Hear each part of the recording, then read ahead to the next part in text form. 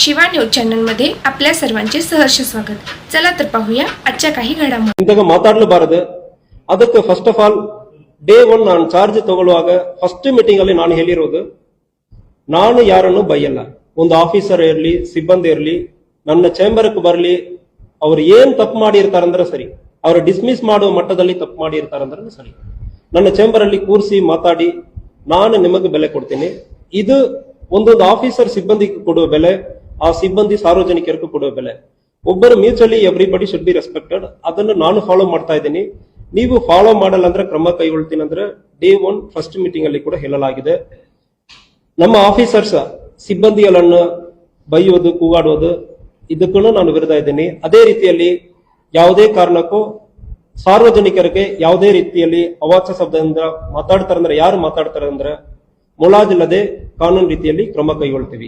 ನಿನ್ನೆ ಇದೇ ರೀತಿಯಲ್ಲಿ ಗೋಕಾಕ್ ಟೌನ್ ಪೊಲೀಸ್ ಸ್ಟೇಷನ್ ವ್ಯಾಪ್ತಿಯಲ್ಲಿ ಗೋಕಾಕ್ ಟೌನ್ ಸಬ್ ಇನ್ಸ್ಪೆಕ್ಟರ್ ಅವರು ಅಸಭ್ಯ ವರ್ತನೆಯಿಂದ ಮಾತನಾಡಿರುವುದು ಕಂಡು ಬಂದಿರುತ್ತದೆ.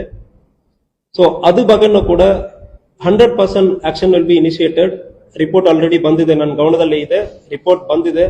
ಬಟ್ ಇದರಲ್ಲಿ ಒಂದೇ ಒಂದು, ಹಿ ವಾಸ್ ಪ್ರೊವೋಕ್ಡ್. ಇದರಲ್ಲಿ ಮಾಡಿರುವ ಅಮಿತ್ ಸಿರ್ಡೋಣಿ ಸುಮಾರು 10 ದಿವಸದಿಂದ ಲಾಸ್ಟ್ ಒಂದು ತಿಂಗಳಿಂದ ಇವರನ್ನು ಫಾಲೋ ಮಾಡಿರೋದಾಗಿ ನಮಗ ಒಂದು ಗಮನದಲ್ಲಿ ಇದೆ. ಪೊಲೀಸ್ ಸ್ಟೇಷನ್ಗೆ ಮತ್ತೆ ಹೋಗುವುದು, ಇವರು ಒಂದು ಸುಳ್ಳು ಕೇಸನ್ನು ಕೊಟ್ಟಿರೋದು ನಮ್ಮ ಗಮನದಲ್ಲಿ ಇದೆ. ಯಾವುದೇ ಆಗದೆ ಒಂದು ಕೇಸಲ್ಲಿ ಅಟೆಂಪ್ಟ್ ಮಾಡರ್ ಅಂದ್ರೆ ಒಂದು ಅವರ ರಿಲೇಟಿವ್ ಮೇಲೆನೆ ಕೊಟ್ಟಿರೋದು. ಅದಕ್ಕೆ ಅಟೆಂಪ್ಟ್ ಮಾಡರ್ ಅಂದ್ರೆ ನಾವು ಮಾಡಲ್ಲ ಅಂದ್ರೆ ಸಬ್ ಇನ್ಸ್ಪೆಕ್ಟರ್ ಹೇಳಿರ್ತಾರೆ. ಅದನ್ನು ವಿಡಿಯೋ ಸ್ಟೇಟ್ಮೆಂಟ್ ಮಾಡಲಾಗಿದೆ. ಯಾರಿಗೂ ಗಾಯ ಆಗಿರಲ್ಲ, ಆದ್ರೆ ಕೂಡ ಅವರು ಕಂಪ್ಲೇಂಟ್ ಅಲ್ಲಿ ಅಟೆಂಪ್ಟ್ ಮಾಡರ್ ಅಂದ್ರೆ ಕೊಟ್ಟಿರ್ತಾರೆ.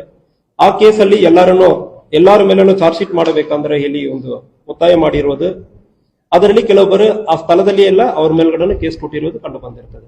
ಸೊ ಅದಕ್ಕಾಗಿ ಯಾವುದೇ ಕಾರಣಕ್ಕೆ ಅಸಭ್ಯ ವರ್ಗದಿಂದ ಮಾತನಾಡೋದನ್ನು ನಾವು ಜಸ್ಟಿಫೈ ಮಾಡೋದಕ್ಕಾಗಲ್ಲ. ಅವ್ರ ಮೇಲ್ಗಡೆ ಕಾನೂನು ರೀತಿಯಲ್ಲಿ ಕ್ರಮ ಕೈಗೊಳ್ತೀವಿ, ಇಲಾಖೆ ವಿಚಾರಣೆ ಮಾಡ್ತೀವಿ. ಈ ಇಲಾಖೆ ವಿಚಾರಣೆ, ಈ ಬ್ಲಾಕ್ ಮಾರ್ಕ್ ಅವ್ರ ಕರಿಯರ್ ಪೂರ್ತಿ ಇರ್ತದೆ. ಎರಡನೇದು ಗ್ರಾವಿಟಿ ಆಫ್ ಪನಿಷ್ಮೆಂಟ್. ಉದ್ದೇಶಪೂರ್ವವಾಗಿ ಮಾಡಿದಾರ ಇಲ್ಲ ಪ್ರೊವೋಕ್ ಮಾಡಿದಾರ, ಎರಡಕ್ಕೂ ವ್ಯತ್ಯಾಸ ಇರ್ತದೆ. ಗ್ರಾವಿಟಿಯಲ್ಲಿ ಡಿಫರೆನ್ಸ್ ಬರ್ತದೆ. ಬಟ್ ಆದರೆ ಇದು ಯಾವುದೇ ಕಾರಣಕ್ಕೂ ನಮ್ಮ ಜಿಲ್ಲೆಯಲ್ಲಿ ಸಾರ್ವಜನಿಕರ ಜೊತೆ ಇಂತಹ ಅಸಭ್ಯ ಅರ್ಥದಲ್ಲಿ ಮಾತನಾಡೋದಕ್ಕೆ ಯಾರಿಗೂ ಇಲ್ಲಿ ಅಧಿಕಾರ ಇಲ್ಲ. ನಾನು ಅಂತಾಗ ಮಾತನಾಡಲ್ಲ. ನಮ್ಮ ಸಿಬ್ಬಂದಿ ಇಲ್ಲ, officers within the department are with public ಯಾರ ಕಡೆನೂ ಮಾತಾಡೋದಕ್ಕೆ ಅವಕಾಶ ಇಲ್ಲ.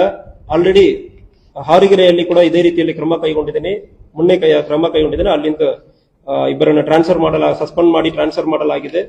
ಈಗ ಗೋಕಾಕ್ ಅಲ್ಲಿ ಕೂಡ ಸಬ್ ಇನ್ಸ್ಪೆಕ್ಟರ್ ಕೂಡ ಇದೇ ರೀತಿಯಲ್ಲಿ ನಡ್ಕೊಂಡಿದ್ದಾರೆ. ಅವ್ರಿಗೂ ಅವಕಾಶ ಇಲ್ಲ ಅಂದ್ರೆ ಹೇಳ್ತಾ ಇದ್ದೀನಿ. ಮುಂದಿನ ದಿವಸದಲ್ಲಿ ಯಾವುದು ಇಂತಹ ಸಾರ್ವಜನಿಕರಿಗೆ ನಮಗ ತೊಂದರೆ ಆಗೋ ಸಂದರ್ಭದಲ್ಲಿ ನನ್ನ ಕಡೆ ಬರಬಾರದು. ಯಾವ ಸಾರ್ವಜನಿಕರನ್ನು ಅವಾಚ್ಯ ಶಬ್ದದಿಂದ ಮಾತನಾಡುವುದಕ್ಕೋ, ಒಬ್ಬರನ್ನು ಇನ್ಸಲ್ಟ್ ಮಾಡುವುದಕ್ಕೋ ಯಾರಿಗೂ ಅವಕಾಶ ಇಲ್ಲ. But that doesn't mean that ನಾವು ಸುಮ್ಮನೆ ಇರ್ತೀವಿ ಅಂದ್ರೆ ಇಲ್ಲ. ಯಾವುದೇ ಪೊಲೀಸ್ ಆಫೀಸರ್ಗೆ ತೊಂದರೆ ಮಾಡುವ ಸಂದರ್ಭದಲ್ಲಿ, ಪೊಲೀಸ್ ಆಫೀಸರ್ ಇರಲಿ, ಸಿಬ್ಬಂದಿ ಇರಲಿ, ನೀವು ಕಂಪ್ಲೇಂಟ್ ಕೊಡಿ.